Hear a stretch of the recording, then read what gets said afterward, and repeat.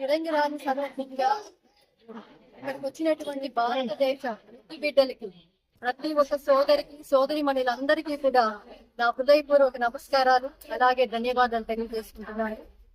ఈరోజు ఇక్కడ రావడము, ఇంతమంది అశేష జనం ఇక్కడ పాల్గొనడము అనే కారణాలు ఉన్నాయి. ఆపరేషన్ సింధు ఘన విజయం సాధించడంతో ప్రతి ఒక్కరూ దేశవ్యాప్తంగా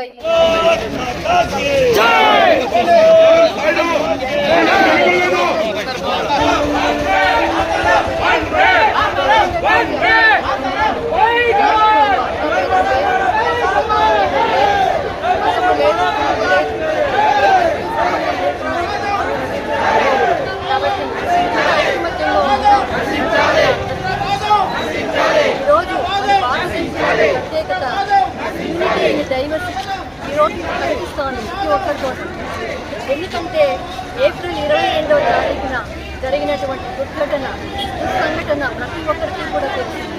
ఈ రోజుకి కూడా మన భారతదేశ పౌరులందరికీ కూడా అది తలుచుకుంటే రక్తము అన్యాయంగా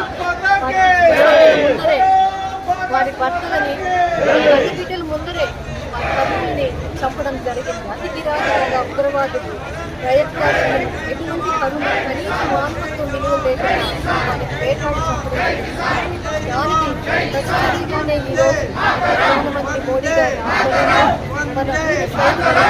ఈరోజు ధైర్య సాహసాలు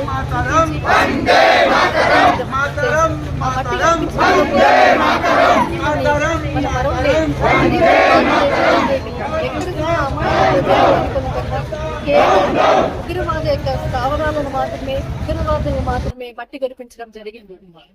అదే మన భారతదేశం యొక్క ధర్మం వైపు ఎప్పుడు నిలబడడం చేతే ప్రతి ఒక్క దేశం, ఇతర దేశాలన్నీ కూడా మనకు సపోర్ట్ గా నిలవడం జరిగింది.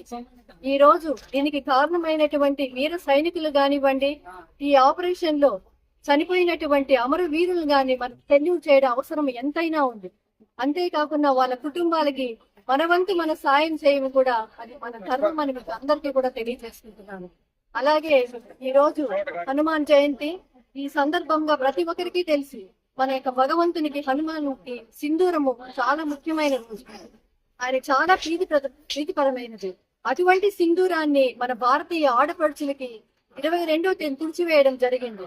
అందుకే ఆ భగవంతుడే దీనికి విజయాన్ని మనకు ఖచ్చితంగా సపోర్ట్ చేసి మనకు విజయాన్ని చేకూర్చడం కూడా జరిగింది. అంతేకాదు ఏ ఒక్క దేశం కూడా తిరిగి మళ్ళీ మన భారతదేశం వైపు కన్నెత్తి చూడకన్నా చేయడం జరిగింది.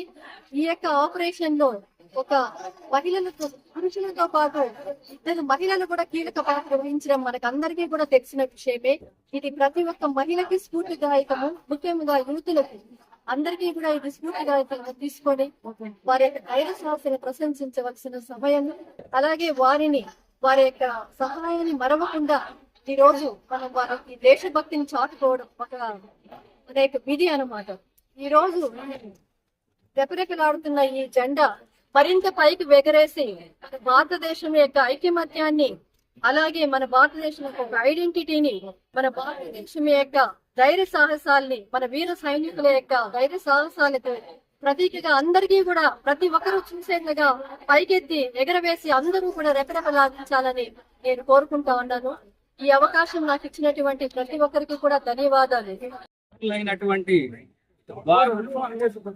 విహారయాత్రప్పుడు కొందరు ఉగ్రమూకలు వచ్చి మన భారతీయులు అనేటువంటి మగవారికి వాళ్ళని చాలా మందిని టార్గెట్ చేసి వాళ్ళని చంపడం జరిగింది.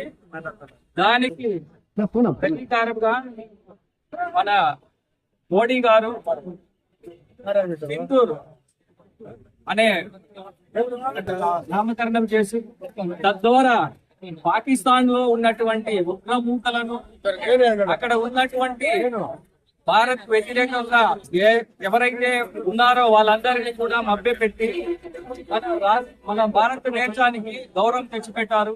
అదే విధంగా భవిష్యత్తులో కూడా భారతదేశానికి విరోధంగా ఏదైనా చేయాలి తలచితే వాళ్ళ గుండెల్లో భయం వచ్చేలా ప్రధాని మోడీ గారు మన సైన్యం ద్వారా తిప్పికొట్టడం జరిగింది.